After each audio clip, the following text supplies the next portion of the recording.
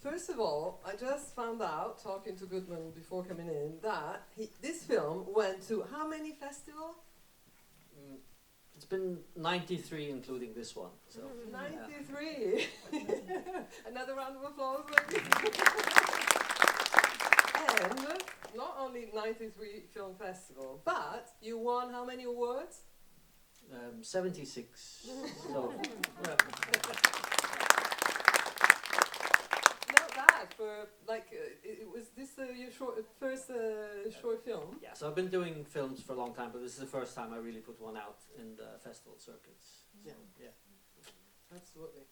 Yeah, well, tell us about a bit of your career, because I know that you've been working not only in the Faroe Islands, but also in Australia and in other countries.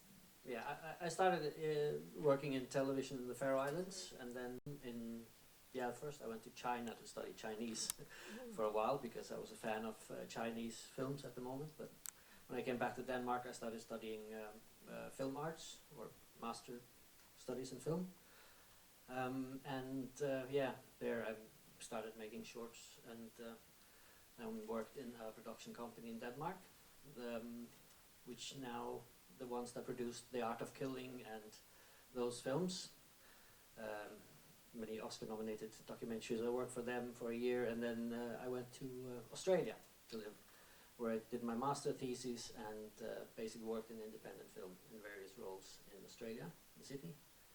And in 2015, I came back to the Faroes and found out the film community in the Faroes was starting to bloom. It was non-existent when I was there, when I left, but then it started blooming, and the Film Institute was established, so more and more people started making films and features. And so this is where I really wanted to make my films, in the Faroes. This is Sure. Well, you've got an incredible landscape, an incredible scenery, and I think in this film especially, you really use it to the very last drop. I mean, the images are absolutely fantastic. Tell us about the idea that, where this film comes from. Yeah, it came from, actually in Denmark there was a lecture on this particular island in the Faroes, which is called Karlsøy, which is also where the agent spent his last moments. Poison Island. Basically, that island was. They told the history about this island, and they said that in this one village that's called Trøtlanes, which is the most remote village, they didn't have a church or a graveyard, so when somebody died, they had to carry them over the mountain to be buried in the cemetery in the church, because that was, of course, very important that everybody was buried in hallowed ground. So this is the idea that, okay, what if there were only two people living in a small valley, and one of them died, and he took it upon himself to carry the corpse alone over the mountain. So it had various ideas that I was playing around with, but yeah, so this was the one that stuck.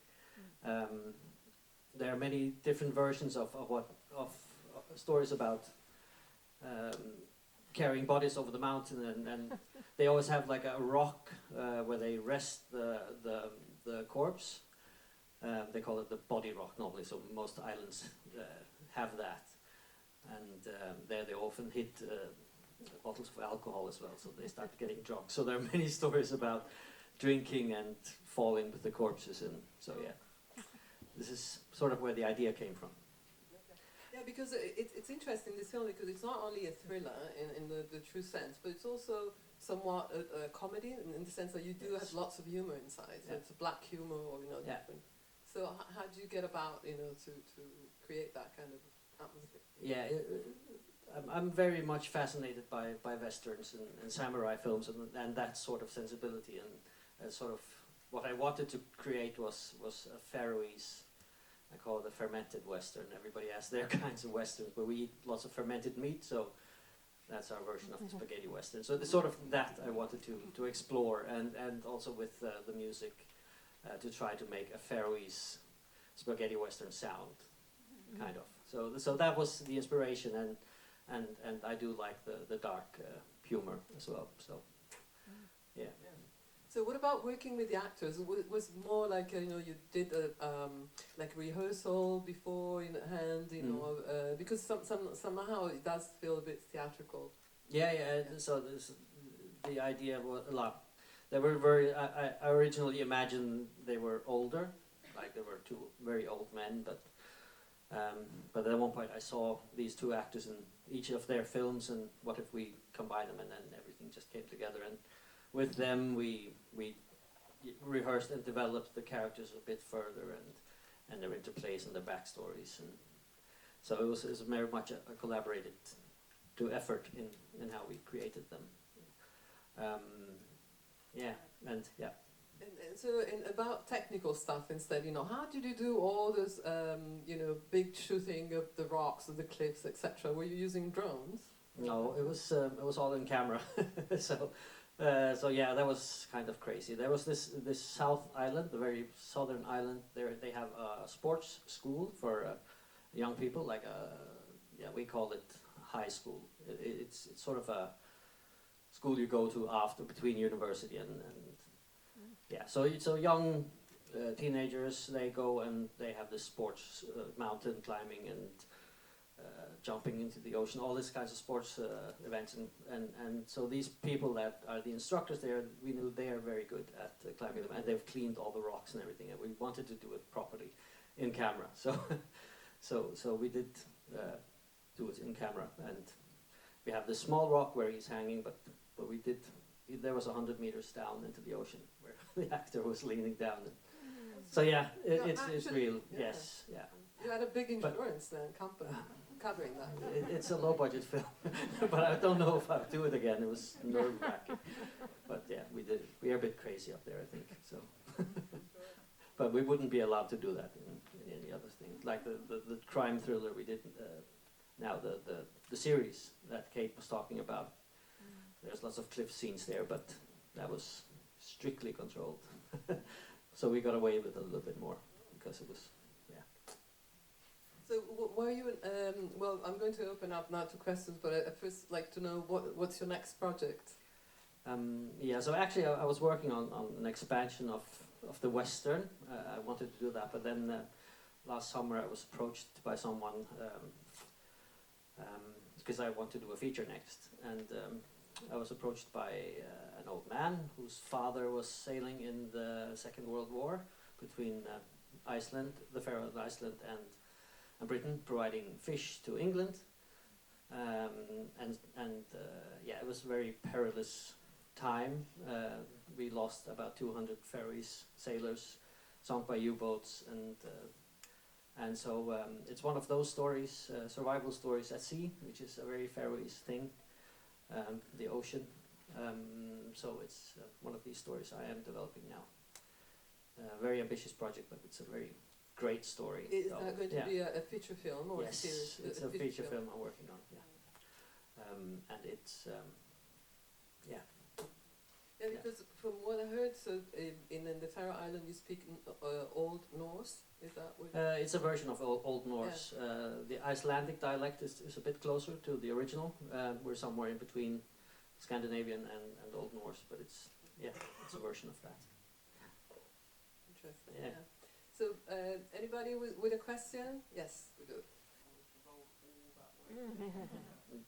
We did one test wheel, and that was the second one, so it was it was very lucky. Yeah.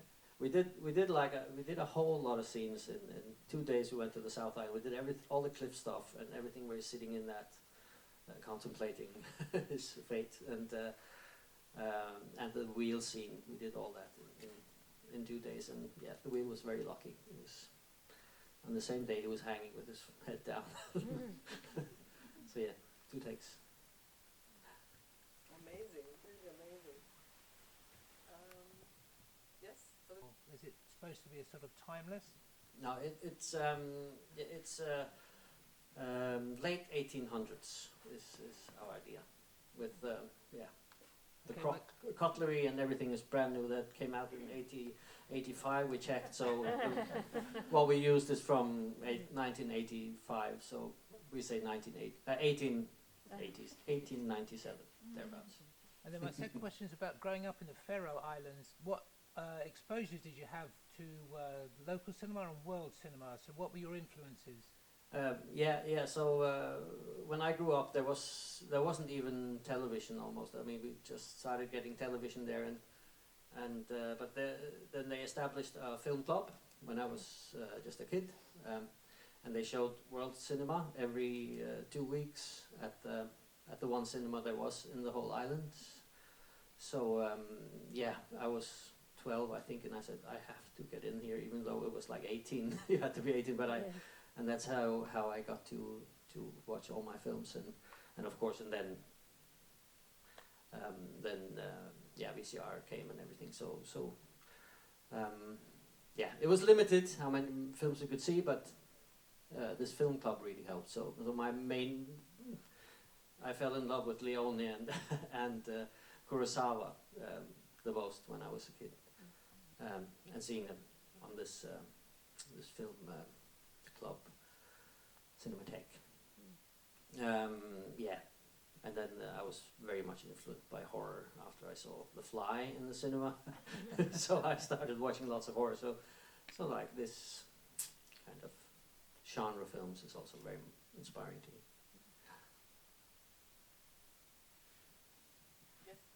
Over, like how did it work? Yeah, we were actually in 5 different locations. So we most of them you can drive to. So mainly the ones where he's sitting in that was I think the biggest hall. Lots of the dragging things. We just shut it close to roads and so yeah. No matter where you go on the Faroes, you get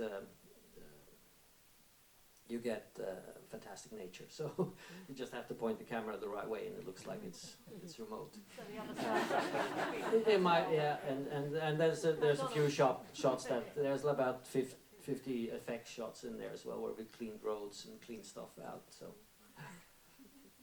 yeah, I didn't have to, but yeah, at that time I met an Australian girl, so I went in there to live. So no, I didn't have to go, but I did. It was actually because I was working on, and it's one of the ideas that's been developing for a long time, but still hasn't come to fruition. It's an action adventure cooking comedy. So it's an action adventure cooking show set in a parallel universe in the Faroe Islands, with samurais and ninjas and guns and a body count. So it's a very crazy idea. I haven't gotten the main financing for that, so now it's been difficult, but it's still alive. It's an amazing series when it's finally going to come out. So we've done small trailers and written scripted, of course. So basically, I did my thesis on cooking shows just to find a concept within cooking shows that didn't exist. So I used my thesis as a research for that project. So yeah. Yeah, it's we call it street Danish. That's the Faroese pronunciation of Danish. So basically, it's a very famous thing in the Faroes. It was a huge book of lectures that a priest called Brockman wrote in the 1600s. And whenever you're in front of an audience and somebody's just talking and talking and talking, everybody's just bored, you call it in the Faroes a Brockman's reading, because it's supposed to be the most boring thing that exists. So I wanted to do an entertaining Brockman scene, which was this one. So it's an actual book from the 1600s that we got to borrow for the scene, and they're in Danish. Yeah. So it's Faroese Danish. Yeah, he did. Yes, I was actually working with an Italian composer to begin with, because I wanted the Italian feel, and then scheduling. So I went with a Faroese composer and his wife, Ivor, which is a very good singer. So he got the final edit, and then he started composing the music for the film that way. Did you give a brief or how? Yeah, we talked about. He's a very intelligent composer, so I said that I wanted to create what a Faroese spaghetti western sound. So that was sort of my brief, and then he came up with some ideas, and we went back and forth. And of course, our budget was limited, but we got a few musicians in, and like there was one violin player that played all the strings, and so we had 8 or 9 musicians playing it. Yeah, so it was. No, thank you. Yeah. What happened to the Italian composer? He lives in London. He's very busy, so so I think that was sort of, and I think it was nice actually to try to use the Faroese local forces. So it's all Faroese people except the editor. He's Danish, but he's married to the leader of the Film Institute, so he's half Faroese. So it's yeah, we did the sound mix in a cinema in Denmark. We don't have those facilities, so. And yeah, actually the lady who sings, you know the series, The Last Kingdom, the Viking series that's on, is it BBC? Yeah, she sings on that one as well, so she's like one of the composers to that one. So that's pretty good scoop for us. She's great. Yeah. Yes. What was the final budget? Yeah, exactly. Yeah, I've tried to calculate. I mean, of course, there's lots of what's it called? Stuff in kind. Yeah, lots in kind, but I think it was about 50,000 maybe pounds. That's About- great. That's Yeah. really absolutely very great. Yeah, so yeah, but there was a lot in kind, and especially me. I did get, but you know, you get the honor. Yeah, local produce, local. I get to show it here, so that's nice. And actually, from this film, I have got funding to work on my next project, so which is really good. One last question, and then we're done. Yes. I was wondering how hard it was to find the sort of materials and I guess just even many sort of the materials to like make it seem like the 18th century. So I was wondering like how difficult it was to source things and what you used as a reference to figure out what that might look like. Yeah, it's actually very easy. I mean, all these houses, like the house they're sitting in doing the reading, it's just like it is. So they have kept lots of these old houses, and also where they're standing outside, it's one of these one of these tourist places that you go to now. So that's easy, and all the small things, the clothes we just borrowed from theater companies, and yeah, also the theater companies had lots of the what's it called, the props. Yeah, so we did all that ourselves. I mean, we were 10 people doing the film, so mostly, so we went out and did everything ourselves. Yeah. So it was quite easy for us. Just know how to look and who to ask. Yeah. Well, I think that I'm amazed now that I know even the budget and and all you did with the cliffs and everything. I'm really very impressed by your work. So thank you very much for coming Thank to you. Nordic Focus and for your first time in London, right? With the film, yes. With the film, yes, yeah. Okay, so Yeah. this is a premiere. Next month it's in Bahamas and Arizona and Italy. So that's good. Where is it? I probably won't be Where's able to in go. Italy? In Ravenna. Ravenna. Yeah. Okay. It's a festival there. Yeah. Great. Well, a big round of applause. We